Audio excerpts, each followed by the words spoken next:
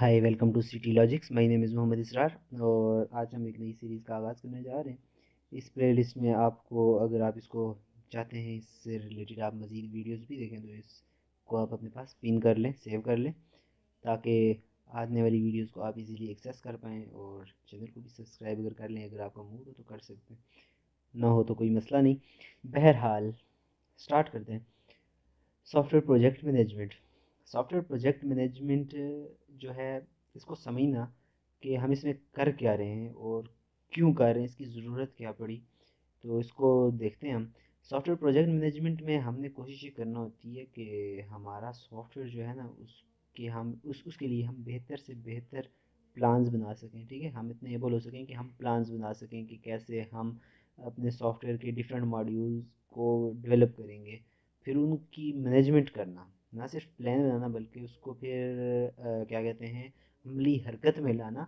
ये सारे के सारे काम हम इसमें कर रहे होते हैं सॉफ्टवेयर प्रोजेक्ट मैनेजमेंट में। और हम कोशिश ये कर रहे होते हैं कि हमारे सॉफ्टवेयर डेवलपमेंट लाइफ साइकिल के जितने भी फेजेज़ हैं, हर फेज़ हमें जो है ना वो मैक्सिमम जो है ना रिजल्ट हमें दे दे।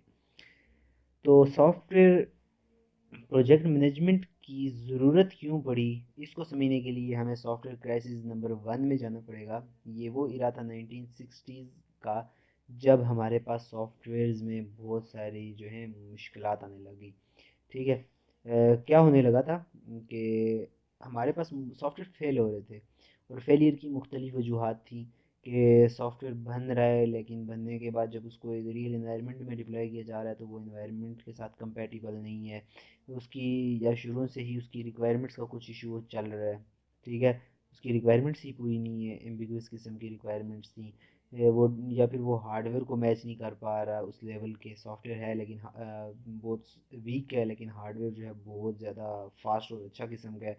और हार्डवेयर चूँकि कंटिन्यूसली इम्प्रूव होता है और सॉफ्टवेयर की बनस्बत तो बहुत ज़्यादा इम्प्रूव होता है, तो और भी बहुत सी इस तरह की वजूहात आ रही थी।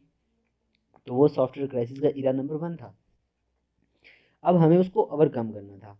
तो वहाँ पे एक टर्म नई ईजाद हुई, सॉफ्टवेयर इंजीनियरिंग। इससे पहले सॉफ्टवेयर इंजीनियरिंग का कंसेप्ट नहीं था, और ये टर्म ईजाद की गई और इसमें ये बताया गया कि आप कैसे जो सॉफ्टवेयर फेलियर्स हैं उनको कम कर सकते हैं, मिनिमाइज़ कर सकते हैं। देन 1970s का इरा हमारे पास आता है। 1970s के इरा में फिर हमने क्या किया कि हमने सॉफ्टवेयर एवोल्यूशन के प्रिंसिपल को ना बहुत ज़्यादा पैमाने पे बढ़ा दिया, वुसअत दी। यहाँ पे इंजीनियर्स ने अपनी तरफ से मुख्तलिफ थ्योरीज ईजाद की, मुख्तलिफ डेफिनेशंस बनी, मुख्तलिफ अप्रोचेस बन के सामने आने लग गई कि आप कैसे सॉफ्टवेयर के क्राइसिस को मैनेज करते हो। पर यहाँ पर भी हम बहुत ज़्यादा कामयाब नहीं हो पाए थे। देन आता है हमारे पास 1980s का इरा, कि जहाँ पे हमारे पास ऑटोमेटेड कुछ टूल्स बनने लग गए, हमारे सॉफ्टवेयर्स को डेवलप करने में हमारी काफ़ी मदद होने लगी, हमारे पास अच्छे आर्किटेक्चर बनाने के लिए टूल्स बन गए, हमारे पास अच्छे डिज़ाइंस बनाने के लिए टूल्स बन गए। लेकिन उसके बावजूद हम सिनेरियोज़ को समझ पा रहे थे, इतनी अच्छी चीज़ें नहीं बन रही थी। ठीक है, फिर 1990s में हमारे पास मेन जो चीज़ आई, मतलब हम यहाँ पे 1980s तक तकरीबन ये सोचें कि 80% भी बहुत ज़्यादा हो जाएगा, 60% के करीब या 70%, 60 के करीब हम कामयाब हो जाते थे। ठीक है, कभी कभी 60 के करीब आ जाते थे, परसेंट के करीब। लेकिन हमारे पास फिर भी एक कोई फैक्टर मिसिंग था, और वो फैक्टर हमारे पास 1990s में आया कि हमें देखना पड़ा मैनेजमेंट को। ये बहुत ज़्यादा ज़रूरी है हमारे सॉफ्टवेयर डेवलपमेंट में, कि जब तक आप सारी की सारी टास्क को मैनेज नहीं करेंगे सॉफ्टवेयर डेवलप करते हुए, जब तक आपको ये पता नहीं होगा पहले कौन सा काम करना चाहिए, उसके बाद कौन सा काम करना चाहिए, पहले जो काम करेंगे उसकी आउटपुट क्या होगी, और वो आउटपुट जो होगी वो दूसरे काम में कैसे यूटिलाइज की जाएगी, जब तक ये सारी की सारी चीज़ें आप मैनेज नहीं करेंगे, आप नहीं देखेंगे, तो आप बना कुछ और रहे होंगे और बन जाएगा आपके पास कुछ और। यानी कि आपने जाना था मशरक और पहुंच गए आप मगरब में। तो इन सारी चीज़ों को आपने क्या करना था, टैकल करना था। तो 1990s में हमारे पास यही हुआ कि काफ़ी ज़्यादा फोकस किया जाने लगा क्वालिटी के ऊपर, और हमने काफ़ी सारे प्रोसेस मॉडल्स भी वहाँ पे इजाद किए, जिनमें से हमारे पास मशहूर ज़माना 9 ISO 9001 और CMM model, capability maturity model है। ठीक है, CMM जो कि यूज़ हो रहा होता है ऑर्गेनाइजेशंस को मेजर करने के लिए। ISO जो है ऑर्गेनाइजेशंस के लेवल्स को किस किस्म की क्वालिटी दे रहे हैं। और ISO जो होता है वो ऑफ कोर्स आपके प्रोसेस मॉडल्स वगैरह के लिए है। अब हमारे पास सॉफ्टवेयर इंजीनियरिंग को अगर देखा जाए, बल्कि सॉफ्टवेयर इंजीनियरिंग से पहले ही यहाँ पे अगर आप देखें, इसने क्या लिखा हुआ है, दीज मॉडल्स हेल्प्स ऑर्गेनाइजेशन। तो ये जो मॉडल ISO 9001 और CMMI मॉडल की बात की है, इन्हीं के बारे में लिखा हुआ है कि ये मॉडल जो थे आपके ऑर्गेनाइजेशन को मदद कर रहे हैं सॉफ्टवेयर को बनाने में और सॉफ्टवेयर को मैनेज करने में। इसके अलावा भी और बहुत से मॉडल्स हमारे पास इस 1990s के टाइम में आ गए, जिनमें मैनेजमेंट का भी एक अहम किरदार था, मैनेजमेंट के ऊपर भी काफ़ी जोर दिया गया था।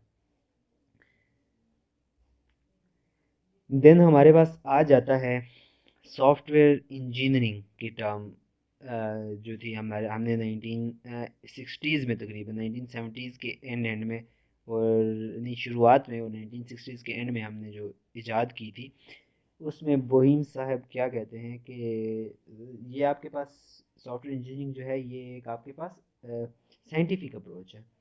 और इसके लिए आपके पास साइंटिफिक नॉलेज का होना बहुत ज़्यादा ज़रूरी है। अगर आपके पास ये साइंटिफिक नॉलेज होगा तब आप अच्छे डिज़ाइंस और कंस्ट्रेंट्स बना सकेंगे, अदरवाइज़ आप नहीं बना सकते। सही है। और वो कहता है अगर आप ये सारे के सारे काम करना चाहते हैं तो आपको अच्छी डॉक्यूमेंटेशन भी करना होगी, और डेवलपिंग के लिए आपको सारे के सारे सिस्टम को ऑपरेट करना होगा और मेंटेन करना होगा। ऑपरेशन तो हो गया कि आप बना रहे हो, और इस ऑपरेशन को आपने मेंटेन भी करना है। तो ये सारे के सारे काम अगर आप करेंगे तो आप एक अच्छा वेल इंजीनियर्ड सॉफ्टवेयर बना सकते हैं। काफ़ी आपके पास चांसेस मैक्सिमाइज हो जाते हैं, आप अच्छा सॉफ्टवेयर बना पाएँ। तो सॉफ्टवेयर इंजीनियरिंग के हमारे पास गोल्स क्या हैं? हमारे गोल इसमें यही होता है कि हम कोशिश कर रहे होते हैं हमारे सॉफ्टवेयर की क्वालिटी जो है वो बेहतर हम दे सकें। उसके बाद हम प्रोडक्टिविटी को इंक्रीज़ भी कर रहे होते हैं, और जो प्रोडक्ट होता है उसको इम्प्रूव भी कर रहे होते हैं, बेहतर बनाने की कोशिश करते हैं। और हम सॉफ्टवेयर इंजीनियर्स को जॉब सेटिस्फेक्शन भी देते हैं। अब हो क्या रहा था 1960s में, जब हमारे पास लेट 1960s में सॉफ्टवेयर क्राइसिस आ रहे थे, तो उसकी वजह से जब सॉफ्टवेयर फेल होते थे तो सॉफ्टवेयर इंजीनियर्स या प्रोग्रामर जो भी होते थे उनको भी ना फायर कर दिया जाता था। बोला जाता था यार तुम्हारी वजह से ये काम ख़राब हो गया है, हमें नुकसान हो गया है मिलियन बिलियन ऑफ डॉलर्स का, अब तुम यहाँ से निकलो ऑर्गेनाइजेशन से, अपना बोरिया बिस्तर पैक करो। लेकिन अब क्या हुआ, हमारे पास हमने कोशिश की कि हम सॉफ्टवेयर इंजीनियर्स को उनकी जॉब सेटिस्फेक्शन दें, हम उनको इस बात पे रखें कि यार अगर तुम अपनी तरफ से काम सही करते हो, तुम स्टैंडर्ड्स के अकॉर्डिंग काम करते हो, तो तुम्हारी जॉब को कोई मसला नहीं होने वाला। लेकिन अगर तुम स्टैंडर्ड से हट के गिरे हुए लेवल पे काम कर रहे हो, ठीक है, और फिर उसकी वजह से फेलियर कोई आ जाता है तो तुम्हारी जॉब जाएगी। तो हर सॉफ्टवेयर इंजीनियर को ये भी पता होता है कि मैं अगर स्टैंडर्ड के मुताबिक काम कर रहा हूँ, फिर अगर सॉफ्टवेयर फेल कर जाता है तो कम से कम मेरे साथ मसला कोई नहीं होने वाला। तो ये जॉब सेटिस्फेक्शन भी सॉफ्टवेयर इंजीनियरिंग कहीं ना कहीं दे रही है। उसके बाद है सॉफ्टवेयर इंजीनियरिंग हमारे पास कहाँ से बनी और इसने कौन कौन सी चीज़ों को, कौन कौन सी फील्ड्स को अपनी बेस बनाया। सबसे पहले तो है कंप्यूटर साइंस। कंप्यूटर साइंस ये हमारे लिए ऐसे ही ज़रूरी है जैसे इंसान के ज़िंदा रहने के लिए ऑक्सीजन, क्योंकि हम जो सॉफ्टवेयर बनाएंगे ऑफ कोर्स वो कंप्यूटर्स पर ही चलेंगे। तो हमारे पास इस डोमेन का नॉलेज होना तो ज़रूरी है। फिर है मैनेजमेंट साइंस, और मैनेजमेंट साइंस के लिए मैंने अभी आपको इतनी लंबी तफसीरें भी बताई कि मैनेजमेंट के बगैर तो हमारे पास इतने बड़े क्राइसिस आ रहे थे, और उन क्राइसिस को हमने 1990s के करीब जो है हल करने की कोशिश की मैनेजमेंट को अपनी फील्ड में ला के। ठीक है, हम प्रोसेसेस को मैनेज करने लगे। फिर है हमारे पास इकोनॉमिक्स। इकोनॉमिक्स में हमने क्या किया, हमारे सॉफ्टवेयर की ऑफ कोर्स कुछ बनाने में कुछ पैसे भी लगेंगे और हमें कुछ प्रॉफिट्स वगैरह होंगे। इन सारी चीज़ों को के ऊपर हमें नज़र रखना पड़ती है। तो इकोनॉमिक्स की भी हमें ज़रूरत है, और ये भी हमारी फील्ड में इसका कुछ पार्ट आया हुआ है। फिर उसके बाद software system engineering. System engineering है कि आपको सिस्टम को इंजीनियर्ड करना आना चाहिए। कोई भी सिस्टम है आपके पास, कंप्यूटर हार्डवेयर भी हो, आपको समझ होनी चाहिए कौन सा हार्डवेयर कैसे काम कर रहा है। अगर आपको ये नहीं पता होगा कौन सा सॉफ्टवेयर, कौन सा सिस्टम कैसे काम कर रहा है, तो आप उस स्पेसिफिक सिस्टम के लिए स्पेसिफिक सॉफ्टवेयर नहीं बना पाएंगे। तो आपको ना इंजीनियरिंग आनी चाहिए, हार्डवेयर की भी इंजीनियरिंग करना, और ये भी हमारे पास सॉफ्टवेयर इंजीनियरिंग की फील्ड में है। इससे काफ़ी ज़्यादा असर है हमारी फील्ड में। फिर है कम्युनिकेशन स्किल्स। कम्युनिकेशन स्किल्स तो हमारी ही क्या, बहुत सारी और फील्ड्स में बहुत ज़्यादा ज़रूरी है। हमारी फील्ड में इस तरह ज़रूरी है कि आपने अपनी ऑर्गेनाइजेशन में बहुत से मैनेजर्स के साथ कम्युनिकेशन करनी है, अपने ऑफिसर्स जो होंगे आपके क्या बोलते हैं बोला जाता है सुपरवाइजर्स टाइप, उनके साथ मीटिंग करना पड़ेगी, आपको प्रेजेंटेशंस देना पड़ेंगी अपने सॉफ्टवेयर्स की, आपको स्टैक होल्डर्स के साथ राब्ते में रहना पड़ेगा, आपको मार्केट के साथ राब्ते में रहना पड़ेगा एज अ सॉफ्टवेयर इंजीनियर। तो ये सारी की सारी चीज़ों के लिए आपके पास कम्युनिकेशन स्किल्स अगर नहीं होंगी तो आपके सॉफ्टवेयर इंजीनियरिंग का दौर काफ़ी मुश्किल में पड़ जाएगा। फिर है traditional software engineering, sorry traditional engineering, यानी कि जो सिविल इंजीनियर इलेक्ट्रिकल इंजीनियर्स वगैरह हो सकते हैं, और हमारी सॉफ्टवेयर इंजीनियरिंग, इनमें फ़र्क क्या है? सॉफ्टवेयर इंजीनियरिंग जो ट्रेडिशनल है उनमें ऑफ कोर्स कुछ टेंजिबल चीज़ें बनी होती हैं जिनको आप छू सकते हैं, देख सकते हैं, फिजिकल एग्जिस्टेंस होती है, लेकिन सॉफ्टवेयर इंजीनियरिंग में हम ऐसी चीज़ बनाते हैं जो कि एग्जिस्ट नहीं कर रही होती, फिजिकली एग्जिस्ट नहीं कर रही होती। और सॉफ्ट जो नॉर्मल इंजीनियरिंग है उसमें आप क्या कर रहे होते हो, आप जो चीज़ें बनाते हो वो ऑब्जर्वेबल हैं। आप मतलब किसी ने अगर कुर्सी बनाई है या किसी ने कोई गाड़ी बनाई है लेट्स सपोज, तो गाड़ी ऑब्जर्वेबल है, वो कुछ ना कुछ काम कर रही होगी, आपको नज़र आ रहा होगा यार गाड़ी यहाँ से ए पॉइंट से बी पॉइंट पे चल के गई है।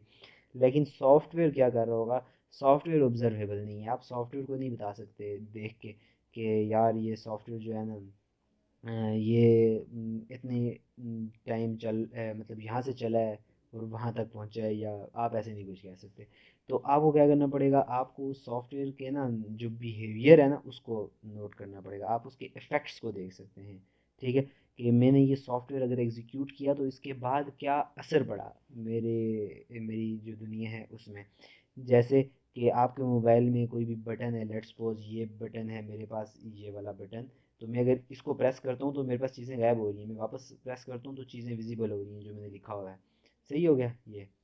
तो इसका कोई ना कोई इफ़ेक्ट है, वो इफ़ेक्ट जो है ना वो बताता है कि ये सॉफ्टवेयर काम कर रहा है। और उनकी तो ऑफकोर्स बनी बनाई चीज़ें ही आपको बता रही होती हैं, वो कुछ ना कुछ काम कर रही होती हैं फिजिकल।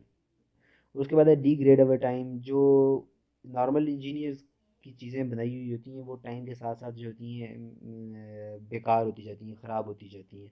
हमारी वाली टाइम के साथ साथ बेकार नहीं होती, तब तक बेकार नहीं होती अगर आपने उसमें क्या किया हो, वो कोई पुअर डिज़ाइन ना किया हो, या आपने उसको बनाते हुए कोई एरर्स वगैरह ना जनरेट किए हों। ठीक है, इम्प्लीमेंटेशन के टाइम पे एरर्स ना बनाए हों और डिज़ाइन में कोई एरर्स ना हो तो आपका सॉफ्टवेयर ख़राब नहीं होने वाला। अब यहाँ पे बाकियों के माइंड में हो रहा होगा यार हमारा सॉफ्टवेयर भी टाइम के साथ साथ तो ख़राब हो जाता है, हमें मॉडिफाई करना पड़ जाता है।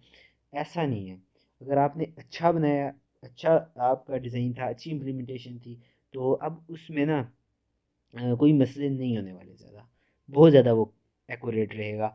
लेकिन एवोल्यूशन एक अलग चीज़ होती है कि आपको अपने सॉफ्टवेयर में कुछ नई चीज़ डालना होगी। समझ आ रही है ना? अगर ए और बी दो मॉड्यूल्स बने पड़े हुए थे, एवोल्यूशन का मतलब है तीसरा मॉड्यूल उसमें डाल दिया। और इंजीनियरिंग की फील्ड में, दूसरी ट्रेडिशनल इंजीनियरिंग में वो क्या कर रहे होते हैं, वो ए और बी अगर उन्होंने कोई से दो मॉड्यूल बनाए हुए हैं वो उनको डिस्ट्रॉय करेंगे, जैसे दो ब्रिज बनाए हुए हैं उनको डिस्ट्रॉय करेंगे और फिर दोबारा से वहाँ पे कंस्ट्रक्ट करेंगे आफ्टर अ टाइम। जैसे लेट्स सपोज हुकूमत ने बोला हुआ है कि 10 साल बाद हर पुल बनाया हुआ गिरा के दोबारा बनाया जाएगा, तो उन्हें 10 साल में गिरा के बनाया जाता है ताकि उनको क्या किया जाए, उनको बेहतर कंडीशन में रखा जा सके। लेकिन हमारे यहाँ ऐसा नहीं होता, हमारे पास वही पुराना सॉफ्टवेयर होता है, उसी में कुछ चेंजेस करके हम बेहतर दे देते हैं अगर अच्छा बनाया था पहली बार में तो। फिर हमारा वो उनकी फील्ड जो है वो मैथमेटिक्स और टूल्स के ऊपर रिलाई कर रही होती है कि अगर उन्होंने कोई भी चीज़ बनानी है वो कैलकुलेशंस परफॉर्म करेंगे बाय यूजिंग सम टूल्स। लेकिन हमारे यहाँ अगर हमने कोई डिज़ाइन वगैरह क्रिएट करना है वो डिज़ाइन में मैथमेटिक्स वगैरह यूज़ कर रहे होते हैं। लेकिन हमारे यहाँ डिज़ाइन में क्या हो रहा होता है कि एक्सपीरियंसेस के ऊपर डिज़ाइन बन रहे होते हैं, जो जितना ज़्यादा जिसका उस फील्ड में एक्सपीरियंस होगा वो इतने अच्छे डिज़ाइन बनाएगा, इतनी अच्छी जजमेंट करेगा। यहाँ पे कोई स्पेसिफिक जो है हमारे पास मैथमेटिकल कैलकुलेशंस के थ्रू हम डिज़ाइन वगैरह नहीं बना सकते।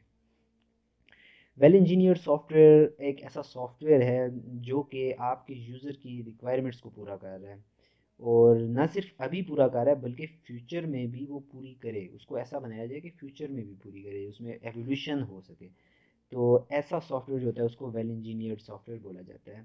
और वो इजी टू मेंटेन होना चाहिए, ये उसके एट्रीब्यूट्स हैं। वो रिलायबल होना चाहिए, वो एफिशिएंट होना चाहिए, उसका जीयूआई काफ़ी अच्छा होना चाहिए। इजी टू मेंटेन मतलब कि आप जब उसको नए फेज़ की तरफ, एवोल्यूशन की तरफ लेके जाओ तो वो मुश्किल ना आपके लिए पैदा करे। सही है। रिलायबल होना चाहिए कि यूज़र उसके ऊपर भरोसा कर सके, उसका डेटा सेफ़ हो उसके लिए। अगर उसके लिए रिलायबिलिटी, सेफ्टी है इन अ सेंस, तो वो ऐसे। और एफिशिएंसी के यूज़र की एक्सपेक्टेड जो है ना, जैसे उसने कोई भी काम इनपुट दी है, वो गैस कर रहा है यार ये 5 सेकंड में तो ये काम हो जाना चाहिए, तो उसे 5 सेकंड में फिर हो जाना चाहिए, ये उसके लिए एफिशिएंट होगा। और फिर आप उसको बेहतर जीयूआई प्रोवाइड करो। अगर आपका सॉफ्टवेयर काफ़ी अच्छा है लेकिन आपने उसमें एक अच्छा ग्राफिकल यूज़र इंटरफेस नहीं दिया हुआ, तो वो बेकार ही है, फिर वो किसी काम का नहीं है। फिर हम आते हैं सॉफ्टवेयर प्रोडक्ट के ऊपर। सॉफ्टवेयर प्रोडक्ट क्या होता है कि आपका कोई भी सॉफ्टवेयर, ना सिर्फ सॉफ्टवेयर बल्कि उससे रिलेटेड सारे के सारे आर्टिफैक्ट्स हम कह सकते हैं। और collection of artifacts means that के डॉक्यूमेंटेशन हो सकती हैं, उसके साथ आपके कोड के साथ लाइब्रेरीज हो सकती हैं मुख्तलिफ।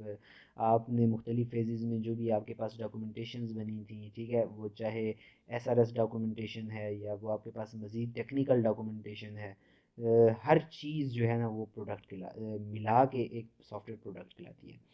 तो सॉफ्टवेयर प्रोडक्ट दो तरह के होते हैं, एक होता है आपके पास जेनेरिक और दूसरे होते हैं कस्टमाइज्ड। अब ये जेनेरिक और कस्टमाइज्ड क्या होते हैं? जेनेरिक आपके पास होते हैं वो वाले सॉफ्टवेयर जो कि आप बनाते हैं और बना के मार्केट में छोड़ देते हैं, ठीक है, और वहाँ से लोग खरीद के यूज़ कर रहे होते हैं, ओपन मार्केट में आप बना के छोड़ते हैं। और कस्टमाइज्ड क्या होते हैं? वो आप किसी स्पेसिफिक कस्टमर के लिए बनाते हैं। कस्टमर उसके लिए आपको बोलता है यार मुझे ये चीज़ चाहिए, मुझे बना के दे, फिर आप उसको बना के दे देते हैं। वो सिर्फ उसी के लिए होता है, वो फिर आप पब्लिक नहीं करते कभी भी, ठीक है, वो सिर्फ आपके बीच में और आपके कस्टमर के बीच में रहना चाहिए। ऐसे कस्टमाइज्ड प्रोडक्ट्स होते हैं।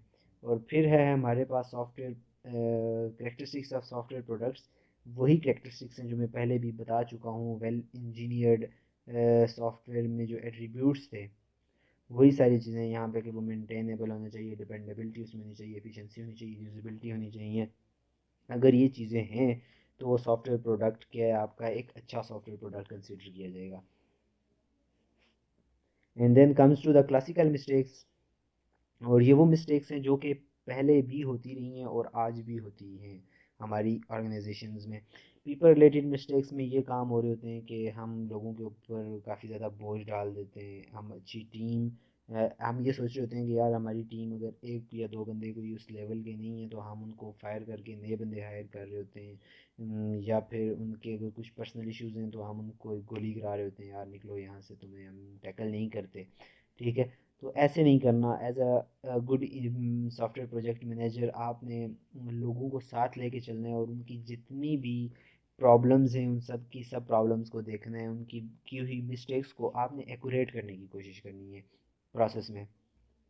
आपके सॉफ्टवेयर की डेवलपमेंट में फिर प्रोसेस रिलेटेड मिस्टेक्स के, आपके स्पेसिफिक किसी साइकिल में काम कुछ और करना था लेकिन अगर आपने मैनेज नहीं किया तो काम कुछ और हो जाएगा। ऐसी मिस्टेक्स को भी आपने टैकल करना है, ठीक है। जैसे मैं आ रहा हूँ यहाँ से एक सॉफ्टवेयर बनाने के लिए, ये मेरे पास इंटरिंग फेज़ है और यहाँ से मैंने एग्ज़िट करना है, ठीक है। ये इंटरिंग बाउंड्री है, ये एग्ज़िटिंग बाउंड्री है। यहाँ से मुझे यहाँ पे एक फेज़, एक चीज़ बना के आनी थी। फिर यहाँ से यहाँ तक मुझे दूसरा जो है मॉड्यूल बनाना है। ये लेट्स सपोज मेरे पास मॉड्यूल 1 है, ये मेरे पास मॉड्यूल 2 है, फिर ये है मॉड्यूल 3, ठीक है। और इसी तरह करके मॉड्यूल 4 बनाना है और तब मेरे पास जाके वो सॉफ्टवेयर बनेगा। तो मैं क्या करता हूँ, मुझे देखना पड़ेगा कि इस मॉड्यूल की इनपुट क्या थी, यहाँ पे इनपुट क्या थी और यहाँ पे आउटपुट क्या है, फिर इसकी इनपुट क्या है, इसकी आउटपुट क्या है। मुझे इन चीज़ों को ऑब्जर्व करना पड़ेगा। तो ये प्रोडक्ट रिलेटेड मिस्टेक्स भी हैं।